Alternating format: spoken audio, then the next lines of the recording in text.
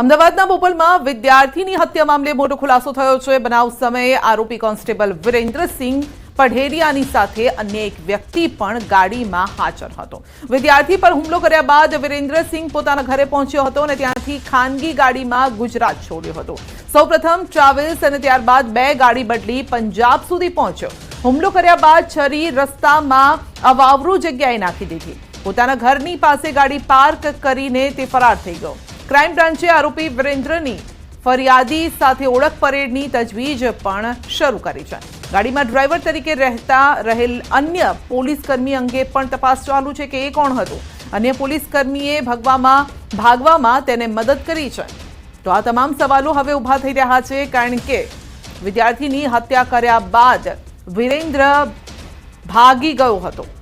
તો અન્ય એક વ્યક્તિ પણ ગાડીમાં હતો। એ સમયે એ વ્યક્તિ કોણ હતો એ એક સવાલ છે। તો આ અંગે વધુ અપડેટ મેળવીશું સંવાદદાતા નવીન પાસેથી। જી નવીન, બોપલ હત્યાકાંડમાં એક બાદ એક ખુલાસા થઈ રહ્યા છે। અન્ય એક વ્યક્તિ પણ કારમાં હતો, કોણ હતો એ વ્યક્તિ? આ અંગે કોઈ અપડેટ? સંજય, અત્યારે જે છે વિરેન્દ્રસિંહની પૂછપરછ ચાલી રહી છે અને ક્યાંક ને ક્યાંક એ પ્રકારની માહિતી સામે આવી છે કે વિરેન્દ્રસિંહ એકલા નહોતા, પરંતુ સાથે કોઈ હોઈ શકે છે।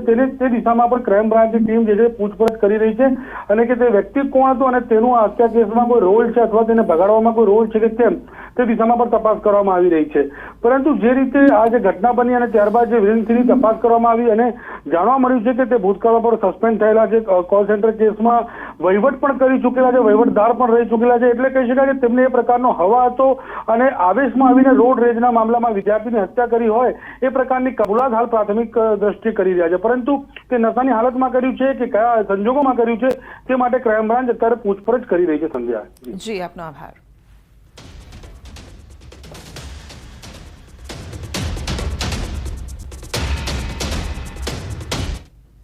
રાજકોટમાં કાર અને ટ્રક ચાલક વચ્ચે થઈ બબાલ। રાજકોટની બેડી ચોકડી પાસે કાર અને ટ્રક વચ્ચે સામાન્ય અકસ્માતમાં મારામારીની ઘટના સામે આવી। કાર ચાલક દ્વારા ટ્રકના ડ્રાઈવરને મારવાનો વિડીયો વાયરલ થયો છે। તો ગઈકાલે રાત્રિનો આ વિડીયો હોવાનું સામે આવ્યું છે અને વિડીયોમાં સ્પષ્ટ દેખાય છે કે ટ્રાફિક બ્રિગેડની હાજરીમાં એક શખ્સે બીજા શખ્સને માર્યો અને તેમ છતાં ટ્રાફિક પોલીસનો જવાન મૂક પ્રેક્ષક બનીને જોતો રહ્યો અને ત્યારે ટ્રાફિક પોલીસની કામગીરી સામે સવાલો ઊભા થયા છે। વાયરલ વિડીયોની પુષ્ટિ ન્યૂઝ 18 ગુજરાતી નથી કરતું।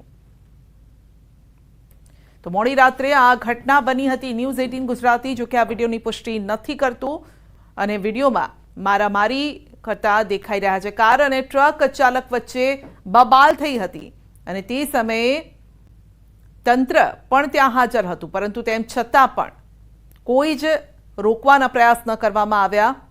તો ટ્રાફિક જવાનની હાજરીમાં મારવામાં આવ્યો, તેમ છતાં પણ જવાન જોતો રહ્યો। વધુ અપડેટ મેળવીશું સંવાદદાતા અંકિત પાસેથી। જી અંકિત, મારામારીની ઘટના, પરંતુ સવાલ એ છે કે ટ્રાફિક પોલીસની હાજરીમાં મારામારી થઈ રહી છે।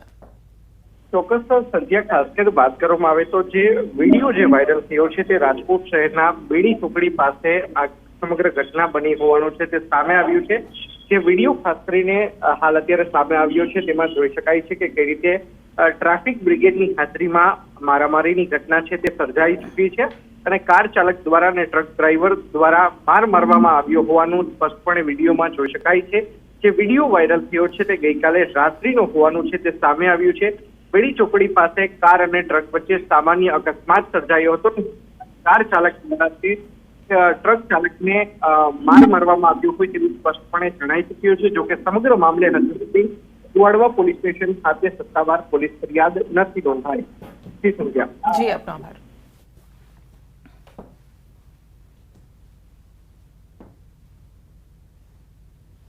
અકસ્માત બાદ રોષ, ટોળાની વાહનોમાં આગ ચંપી। મહેસાણાના ભાંડુ ગામના હાઈવે પર થયો હતો અકસ્માત। ડમ્પર નીચે આવી જતા યુવકનું મોત થયું હતું અને ટોળાએ બાઇક ટ્રેક્ટરને આગના હવાલે કર્યો હતો। 3 બાઇક અને 1 ટ્રેક્ટરમાં આગ ચંપી કરાઈ હતી। વિસનગર તાલુકા પોલીસે સ્થળ પર પહોંચીને મામલો થાળે પાડ્યો હતો। તો અકસ્માત બાદ જે મોત થયું હતું તે મામલે લોકોમાં રોષ હતો અને જેના કારણે વાહનોમાં આગ ચંપી કરવામાં આવી હતી। જો કે પોલીસ ત્યાં પહોંચી અને ત્યારબાદ મામલો થાળે પાડ્યો। તો 3 બાઇક અને 1 ટ્રેક્ટરમાં આગ ચંપી કરવામાં આવી હતી। વધુ અપડેટ મેળવીશું સંવાદદાતા કેતન પાસેથી। જી કેતન, અકસ્માત થયો ત્યારબાદ મોત થયું, મામલો આખો શું છે અને જે વાહનોમાં આગચંપી કરવામાં આવી હતી એ વાહનોએ જ અકસ્માત સર્જ્યો હતો? ચોક્કસથી જણાવી દેવું કે ઊંઝા મહેસાણા હાઈવે પર આવેલા પાંડુ ગામ પાસે આજ રોજ સવારે અકસ્માત સર્જાયો હતો, જેમાં ડમ્પર જે હોય છે, ડમ્પર નીચે એક યુવાન આવી જતા તેમનું અવસાન થયું હતું। અવસાન બાદ જે લોકો હોય છે તેમાં આક્રોશ જોવા મળ્યો હતો અને આક્રોશ એટલો કે તેમના દ્વારા જે વાહનો હોય છે તેમાં આગ લગાવવામાં આવી હતી। 3 જેટલા જે બાઇકો હોય છે, એક ટ્રેક્ટર હોય છે, તેમાં આગ લગાવી હતી। ત્યારબાદ આજે ઘટનાની જાણ વિસનગર તાલુકા પોલીસને થતા વિસનગર તાલુકા પોલીસ ઘટના સ્થળે પહોંચી હતી અને આ જે મામલો હોય છે તેને થાળે પાડ્યો હતો। જી, આપનો આભાર।